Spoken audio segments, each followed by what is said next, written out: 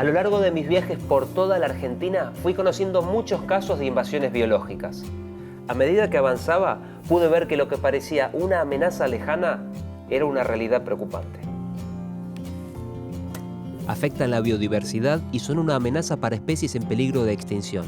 Modifican los ecosistemas, producen pérdidas económicas enormes y a veces atentan contra la salud pública y afectan los valores culturales. Se trata de plantas, animales, hongos o microorganismos que el ser humano lleva fuera de sus límites de distribución y que luego de establecerse invaden el nuevo ambiente. Están presentes en todo el territorio, incluyendo parques y reservas naturales. Sus impactos son silenciosos y profundos. Son las especies exóticas invasoras, y lo que se verá a continuación los va a sorprender.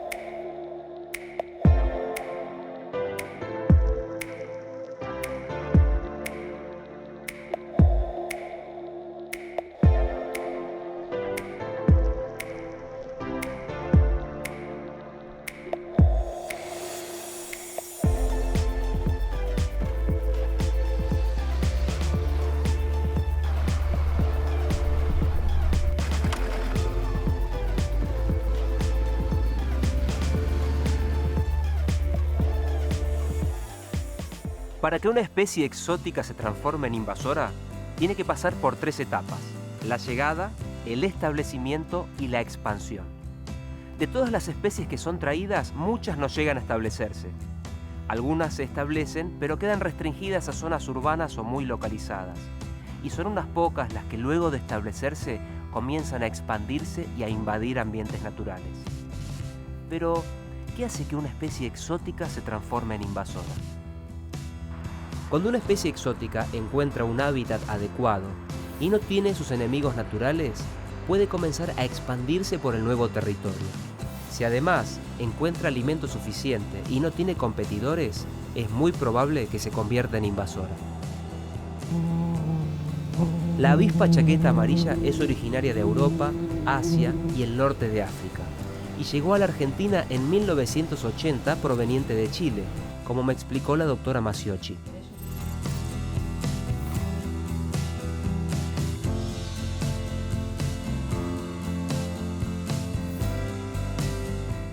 A Chile la introducción fue por cargamentos de madera. Las reinas hibernan en lugares protegidos y la madera, los cargamentos de madera, la corteza de los árboles son los sitios elegidos por las reinas. Una vez en territorio argentino, las avispas no encontraron dificultades para establecerse. Se alimentan de polen, otros insectos o carroña, y su impacto en los sistemas productivos es creciente. Las avispas atacan abejas y colmenas, disminuyendo el rendimiento apícola. También afectan la ganadería vacuna y la producción de leche por las molestias que producen en los animales. Además de ser molestas, las picaduras de las avispas son un peligro para las personas. Esto también genera pérdidas en la actividad turística. Sabemos que hay registros de que hay gente que decide no venir, especialmente en esas zonas, por el efecto que tiene la chaqueta amarilla. Para controlarlas se recurre a los cebos tóxicos, al uso de insecticidas y a otros métodos. Pero su erradicación es casi imposible. Las avispas ya se expandieron en la región cordillerana desde Mendoza hasta Tierra del Fuego. Conocer las fases de una invasión nos permite abordar el control o la erradicación de una invasora en su etapa de establecimiento. Incluso podríamos impedir su ingreso al país. Una vez que la invasión está declarada, es todo mucho más difícil. Prevenir las invasiones biológicas es definitivamente la mejor decisión a largo plazo.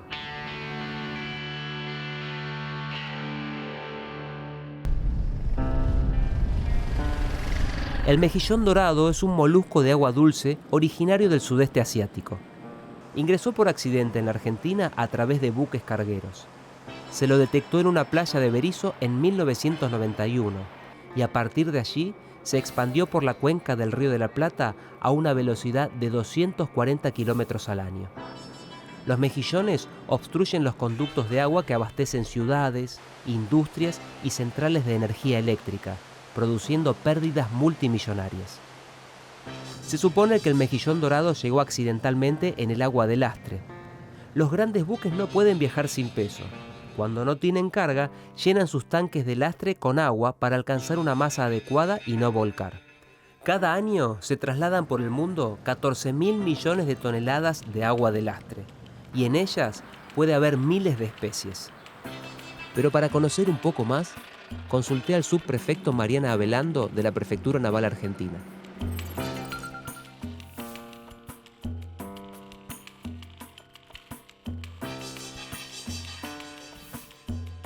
El 99% de esos organismos mueren, pero los pocos que sobreviven en el puerto en el cual esa agua es deslastrada pueden encontrar las condiciones similares a su ambiente nativo y ahí sí instalarse y reproducirse.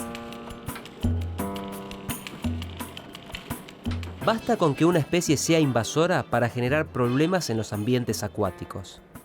Cuando uno advierte la presencia de un invasor, ya es difícil poder erradicarlo. Por eso lo más importante es hacer la prevención, evitar que los organismos ingresen. En septiembre de 2017 entró en vigor un convenio internacional para la gestión del agua de lastre. Para evitar el transporte de organismos, los buques deben cambiar el agua de lastre en alta mar, donde las condiciones ambientales reducen al mínimo la posibilidad de supervivencia.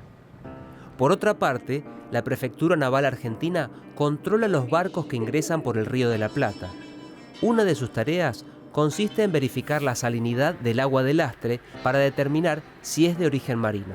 Lo que se pide es que todo buque que ingrese a la cuenca del Plata, o sea, nuestros cursos de agua dulce, nuestros puertos de agua dulce, debe traer agua marina. De esta manera evitamos que organismos de agua dulce de otros países puedan llegar a sobrevivir e instalarse en nuestro país.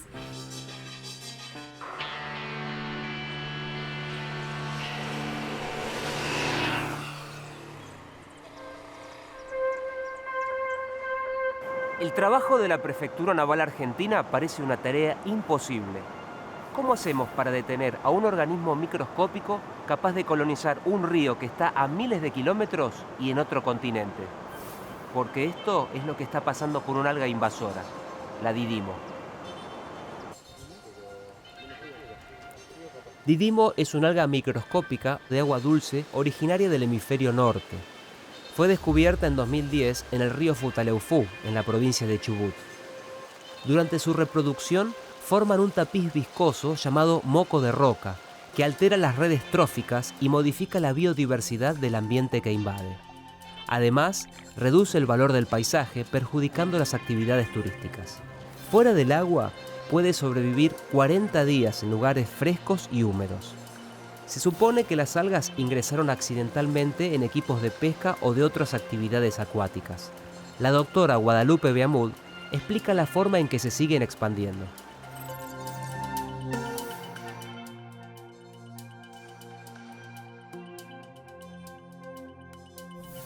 Y, digamos, lleva como una ruta de entrada paralela a lo que es las actividades recreativas, ya sea de pesca, rafting, recreación pura, como el uso de los cuerpos de agua para, como balnearios, o ya sea en ríos o en lagos. Pero bueno, más que nada sigue, digamos, como un camino relacionado con actividades recreativas. Si la dispersión está vinculada a las actividades humanas, es posible trabajar para frenar su expansión. En el Parque Nacional Los Alerces se impidió la entrada del alga Didimo a varias cuencas, restringiendo el acceso de embarcaciones y visitantes. Otra medida para impedir el ingreso del alga se basa en procedimientos de limpieza. Se comienza removiendo restos de barro y otros residuos de las embarcaciones, la indumentaria y los equipos de pesca. Luego se lava lo que estuvo en contacto con el agua con una solución de lavandina al 2% o con detergente diluido. En algunos puestos de vigilancia hay personal que se encarga de la tarea. En caso de que no sea posible el lavado, es muy importante dejar secar completamente todo el equipo por 48 horas. Estas actividades tienen por objeto frenar la expansión del alga, ya que hasta la fecha no existen métodos adecuados para controlarla o erradicarla. El problema con la erradicación es que se encuentra en ríos, en lugares donde hay mucha corriente, de manera que permanentemente se está desprendiendo parte del alga y va corriente abajo por sí sola. Entonces la erradicación no es una opción, ¿sí? Sí, el control desde el lado de la prevención, de evitar que se siga dispersando, pero no la erradicación. La erradicación de una especie exótica invasora es muy difícil. Lo ideal es prevenir la invasión, es decir, detener a la especie antes de que llegue al territorio.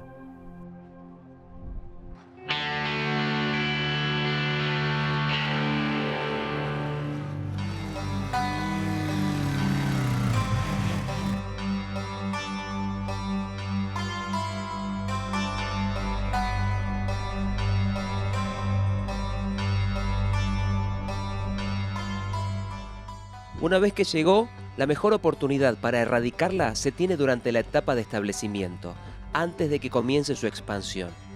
Esto se intentó con el caracol gigante africano. El Sistema Nacional de Información sobre Especies Exóticas Invasoras de la Argentina incluye 30 especies de caracoles y babosas. Una de ellas es el caracol gigante africano. Y por eso consulté con un experto, el Dr. Gutiérrez Gregoric.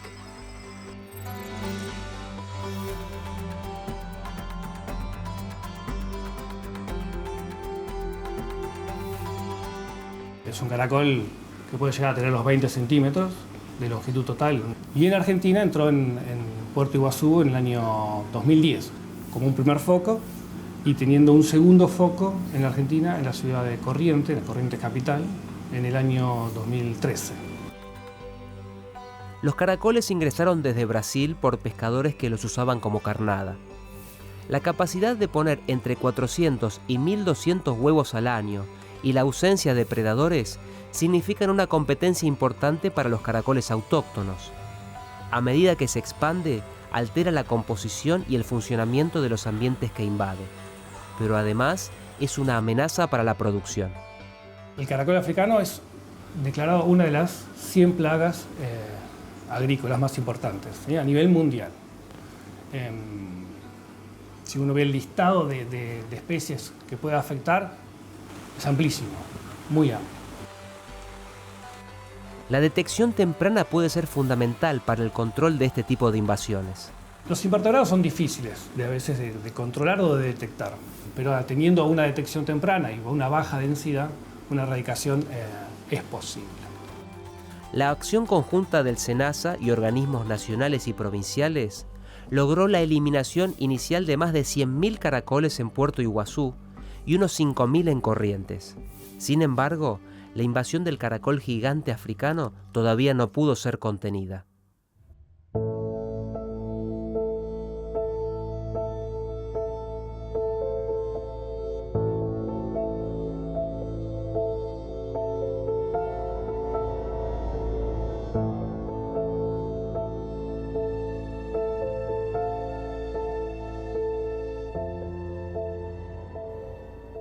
Algunas introducciones fueron voluntarias, es decir, no se intentó prevenir la introducción y mucho menos controlar a la especie en una etapa temprana de la invasión. Cuando los efectos comienzan a manifestarse ya es tarde para estas medidas iniciales. Entonces nos enfrentamos a situaciones casi terminales. ¿Es posible erradicarla cuando ya invadió casi todo? ¿O debemos conformarnos con un costoso control periódico? Esto es lo que se está evaluando con el castor en Tierra del Fuego.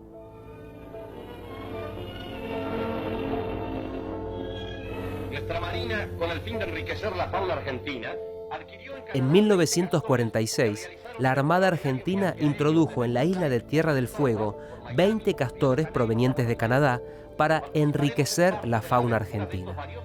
Los castores interrumpen pequeños ríos y arroyos con diques que les permiten elevar el nivel del agua y construir madrigueras seguras.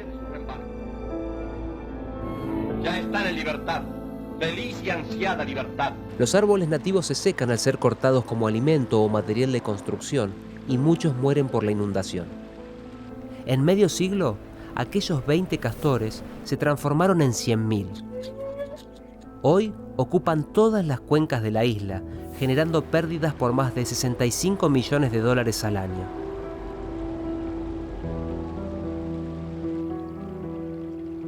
Erio Curto da cuenta de esta invasión en la isla de Tierra del Fuego.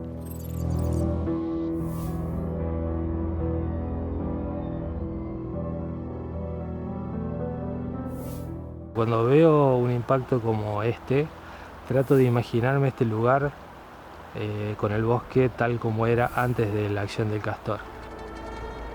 El proyecto para la elaboración de la Estrategia Nacional de Especies Exóticas Invasoras estableció 8 áreas piloto en Tierra del Fuego para probar si era viable erradicar los castores y restaurar los ambientes afectados.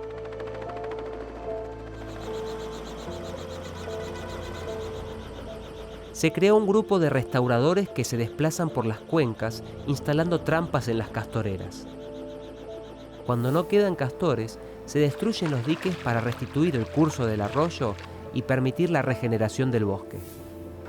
La filosofía detrás de este proyecto es saber si la erradicación es posible en una escala pequeña. Hasta el momento se viene logrando, porque en los sitios pilotos que ya se han finalizado se pudo decir que no quedaban castores. La experiencia obtenida en los sitios piloto servirá como base para extender el esfuerzo a todas las áreas ocupadas por la especie.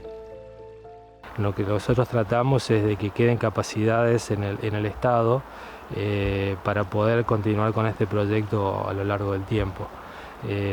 Y lo otro que me parece también muy rescatable es que muchos de los aprendizajes que obtenemos del castor pueden ser extrapolables a otras especies exóticas invasoras. Los castores se encuentran entre los organismos que algunos ecólogos llaman ingenieros de ecosistemas. Son especies que por su biología pueden cambiar el funcionamiento de un ecosistema y crear nuevos ambientes, generando problemas ambientales. Algunos de estos ingenieros pueden ser plantas capaces de sustituir completamente un ecosistema por otro.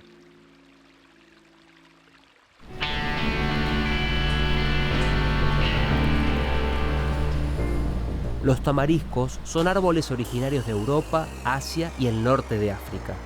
En nuestro país se usaron como barreras contra el viento en zonas rurales, para estabilizar terraplenes y fijar médanos costeros.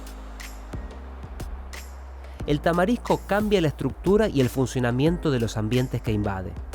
Su impacto es notable en la Reserva Natural y Sitio Ramsar Laguna de Yancanelo, en el sur de Mendoza, donde trabaja la doctora Evangelina Natale.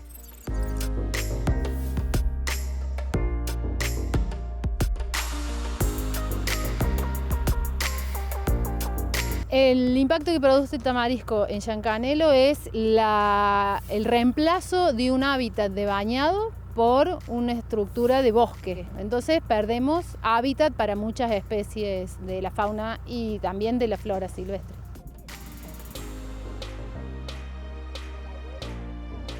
Los tamariscos invadieron 500 hectáreas al borde de la laguna, modificando el hábitat de muchas aves acuáticas. Se desarrolló un proyecto piloto para el control de los tamariscos. El objetivo fue generar conocimientos que permitan contener la invasión y restaurar el ecosistema. Lo que estamos haciendo ahora es probar distintas técnicas de control de tamarisco para definir cuál es la mejor técnica y poder trabajar sobre una extensión mucho más grande. En el proyecto se aplicaron técnicas basadas en la biología de la especie. Esto incluye la remoción total y la quema controlada de los tocones, el corte y la aplicación de dosis mínimas seguras de herbicidas. Con ese procedimiento se evaluó la eficacia de cada método de control. Sí, todos los resultados que surjan de acá van a poder ser extrapolables a otras situaciones de tamarisco dentro o fuera de las áreas protegidas. Siempre teniendo en cuenta las particularidades ambientales que tengan esas áreas.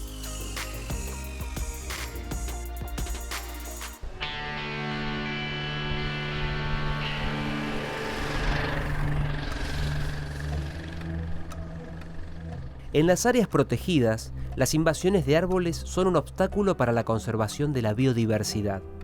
Además de los tamariscos, hay otras especies que pueden convertirse en invasoras. Para conocer más sobre esto, recurrí otra vez al doctor Sergio Salva.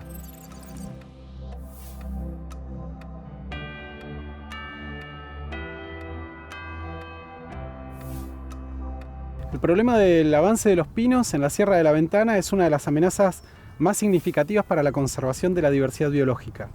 Las comunidades vegetales de las sierras están adaptadas a la sequía, están adaptadas al calor, están adaptadas incluso a quedar cubiertas por una capa de nieve en algunos días del invierno, pero no están preparadas para la sombra. Nunca hubo en esta región de la Pampa árboles nativos. A medida que la invasión avanza, se forma una masa de pinos que cambia las condiciones del suelo, reduce la vegetación nativa y empobrece las comunidades de fauna. Desde los invertebrados hasta todos los vertebrados, los reptiles, las lagartijas, las culebras, las aves, los pequeños mamíferos, ya no pueden vivir dentro de un bosque como sí lo hacían en un pastizal. El Parque Provincial Ernesto Tornquins, en la Sierra de la Ventana, en la provincia de Buenos Aires, tiene un plan de manejo de especies exóticas invasoras que incluye la remoción de los árboles y el monitoreo de la recuperación del pastizal. Entonces es fundamental enfrentar los problemas de invasión lo antes que se pueda, porque las chances de ser exitoso en el control y los costos asociados a esas acciones de control, por supuesto, son mucho más propicios si uno consigue enfrentar el problema en los estadios iniciales. Las medidas de control tienen sentido cuando las invasiones ya fueron declaradas y los impactos ambientales, económicos, sanitarios o culturales comienzan a ser severos. Pero algunas invasiones podrían evitarse fácilmente si la población estuviera mejor informada. Es el caso de las que comienzan con la liberación de una mascota o animal de compañía.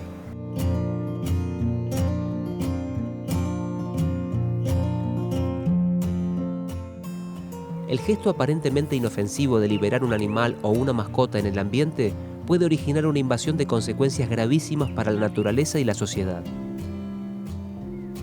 La invasión de ardilla de vientre rojo comenzó con la liberación de unos pocos animales cerca de Luján, en la provincia de Buenos Aires. Actualmente hay 10 focos de invasión en 4 provincias y Cava, a partir de ardillas que fueron llevadas voluntariamente. Pero los impactos de la ardilla son cada vez mayores y se teme que su expansión afecte áreas de alto valor para la conservación de la biodiversidad. Algo similar ocurrió con el estornino pinto. De un pequeño grupo que alguien liberó en Buenos Aires hacia 1987, hoy se encuentra en 10 provincias y sigue en expansión. Es una de las especies más invasoras del mundo, que genera pérdidas multimillonarias cuando ataca cultivos comerciales. Para el Dr. Salva, estas invasiones y muchas otras podrían haberse evitado. Nosotros entendemos que liberar un animal que está en cautiverio es un acto de piedad, ¿sí? Es un acto bueno. Tenemos que comprender, primero, que en la mayoría de los casos esos animales no van a conseguir sobrevivir en el ambiente donde los vamos a liberar. Y segundo, que en el caso que sobrevivan, podemos generar un impacto significativo sobre los organismos que ya están en ese ambiente. Las invasiones biológicas están cambiando la forma en que percibimos la relación entre sociedad y naturaleza. Los impactos que generan son graves y costosos, y sus consecuencias a veces irreversibles.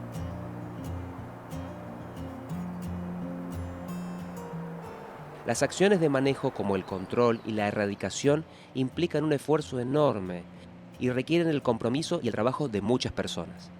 Conocer más sobre las especies exóticas invasoras y sus efectos es el primer paso para frenar su ingreso y expansión. Y tan importante como esto es comprender que las decisiones personales son claves y pueden hacer la diferencia entre generar una invasión o impedirla.